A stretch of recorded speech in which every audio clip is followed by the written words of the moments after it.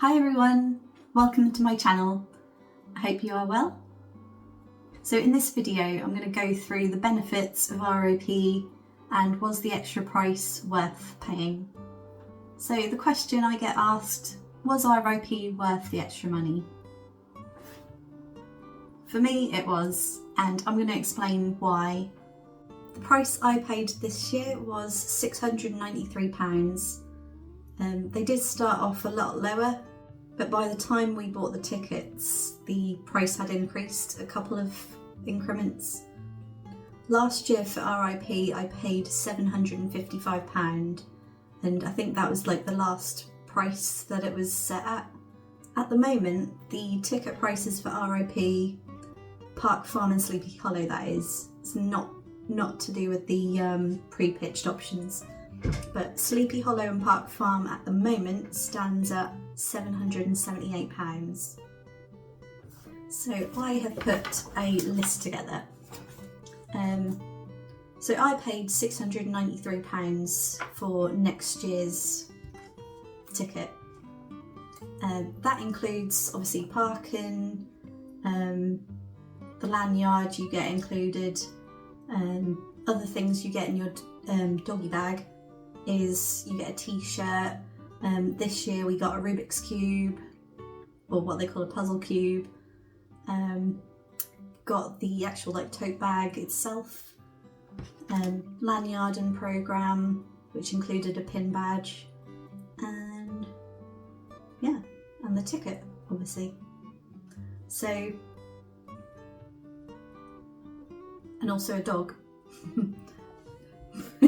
It's right behind me. Anyway, so once you add up the cost of like all those items, so if you say a standard 5-night camping general ticket is £299 for next year. The lanyard will cost you £12. A t-shirt, I know this is an exclusive t-shirt, so I'm just going to go with 20 quid for a t-shirt. The car park pass for next year is actually £45. I remember, what, 2 years back? No, last year I went general camping and I believe that was £35, 30 or £35 for parking, but next year is 45 quid. And then the download plushie dogs were, I think, about 20 quid. So once you sort of add up those items that you can buy, it comes to 396 quid. Take that away from what I paid for the ROP cost for next year. It works out that the ROP option costs you an extra 290 quid. So is paying that much extra worth it? For me, it is. So I have like a hidden disability. I have osteoarthritis in my right hip. So it depends on the weather, on the day, if I've forgot to take my medication. But sometimes it can flare up and walking is quite painful for me. So naturally I want to make my journey as easy as possible, and parking next to your tent, for me it's a no-brainer. I know you can get the accessibility camping, but I don't think I qualify for that because I'm not disabled. I don't have a blue badge. Yeah. Other benefits you get in ROP is the luxury toilets and showers. So this year I didn't have to queue once. Scrap that. The toilets I did have to queue for at the Park Farm area. So this was like the brick built toilets outside where the Park Farm bar and barn is. So this year I didn't have to queue for the showers once. There was like 2 separate areas, plus the brick-built showers. So there was 3 areas in total in Park Farm where you could shower. Queuing for the showers and the toilets was not an issue for me. I generally went early in the morning for showers. I think it was no later than 8 AM. So if you like your lions, yeah, it might not be an option for you, but for me, it worked. RIP also had a pamper area where you could like blow dry and straighten your hair. So I get use out of the pamper area for the hairdryers. I don't need the straighteners because my hair is naturally straight, but I do need a hairdryer. So this year, because of the accessibility campaign was moved, I believe. So the walk into the arena, you couldn't just go straight past the accessibility campaign.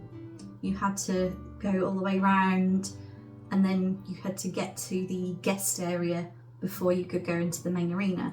I didn't camp in RIP last year, but I hear like from other people that the walk was about 5-10 minutes longer. It took, from the Park Farm area, it took about 15 minutes to get to the guest area and about 20 minutes to get into the main arena. It could have been because of the ground this year. The walking time was definitely hindered by the mud. It could have probably taken about 10 minutes if the weather was better, but because the ground was all muddy, it was a little bit of a hindrance. I think if I walked any faster, I would have been sliding to the guest area. So for me, because of my dodgy hip, parking next to my tent was a godsend. It made life just that little bit easier, not having to cart all your gear like 40 minutes away from the car park to your campsite. So yeah, for me, it was worth the extra money just for that. In Park Farm and Sleepy Hollow, you were allowed glass in your campsite. I mean, I decanted everything into plastic anyway, but you know, you had the option. You didn't have to decant your glass spirits into plastic bottles if you didn't want to. So the walk to the co-op was probably about 5 minutes, and the walk to the doghouse, I would say, was about 10 minutes. Yeah, so all in all, walking distances wasn't that bad. Because it was on tarmac, the walk was a lot quicker and you didn't have to contend with the mud. You also get the benefit of having a pub on site, and that's the Park Farm Barn. So another benefit of being in RIP is that you have access to exclusive bands that play on the courtyard stage.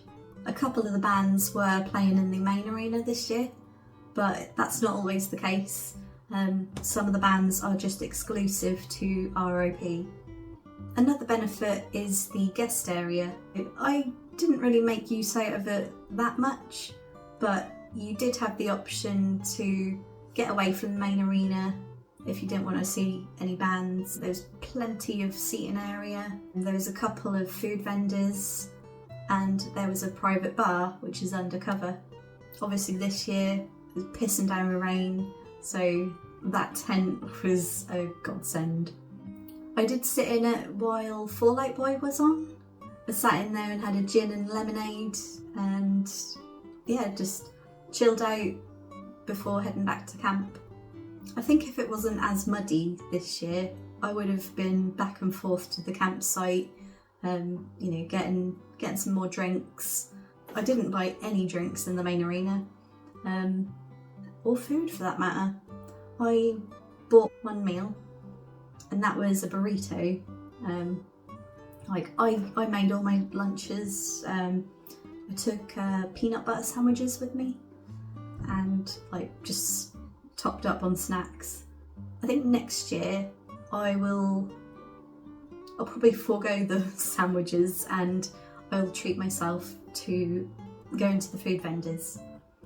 For me, the selling point for the RIP experience was just because I could park next to my tent and I didn't have to go through the hauling of all my stuff to the campsite. Last year I camped in General and I missed a few bands on the Sunday because I was carting stuff in preparation for the next day back to my car. I know this year I did miss a few bands on the Sunday, but that was just because of my pure laziness. So the luxury loos and showers was, from where I was camped, it wasn't that far to walk to. There was like 2 areas where there was some, probably equal distance between the two. Yeah, on some days I tried ones, other days I tried the others. So the showers weren't all the same. In one area there was ones that had like a fold out seat, and then the ones at the far back of the campsite, they didn't have a seat at all. There were showers in the brick built buildings nearer to the Park Farm barn. I believe you had to get tokens to use them, and the tokens only allowed you like 5 minutes. I definitely packed my car with a lot more shit this year. I mean, last year I travelled with my sister, and so we basically had half and half of the car each. This year I literally filled the whole boot.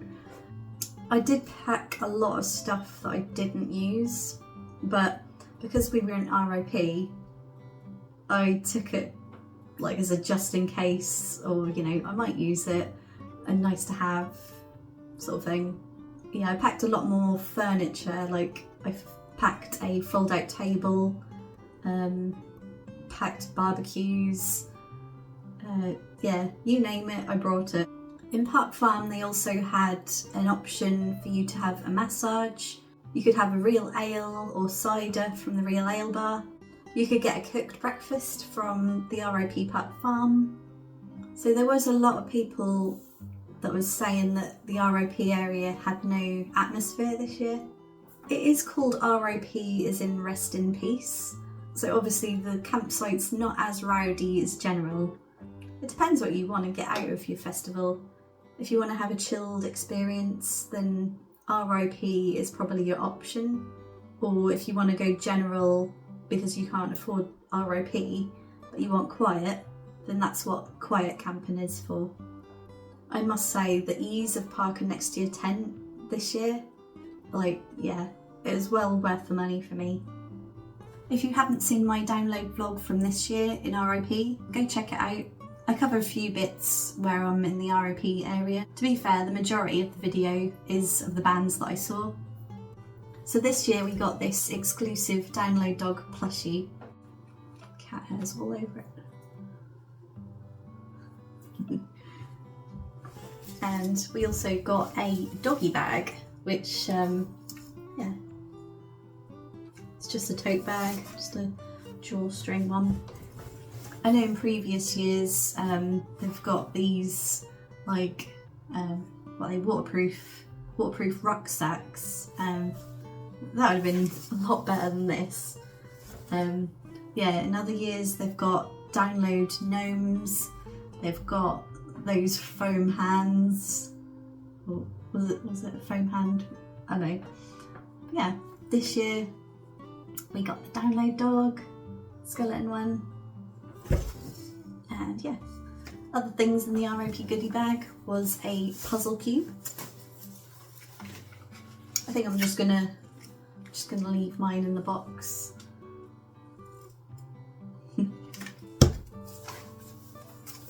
Yeah, you obviously get a RIP exclusive program thing. And then, I mean, I didn't use this once this year because the times just went out the window. But yeah, you get the lanyard.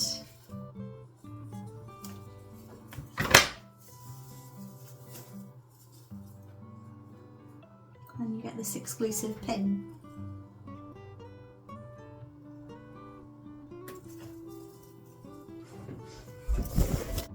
So yeah, that's all I've got to say. So let me know in the comments, are you doing RIP next year? Are you thinking about it but haven't made your mind up? Let me know in the comments. If you have any questions, I'll be happy to answer them. Don't forget to comment, subscribe, and like. Thanks for watching, and see you in 2025.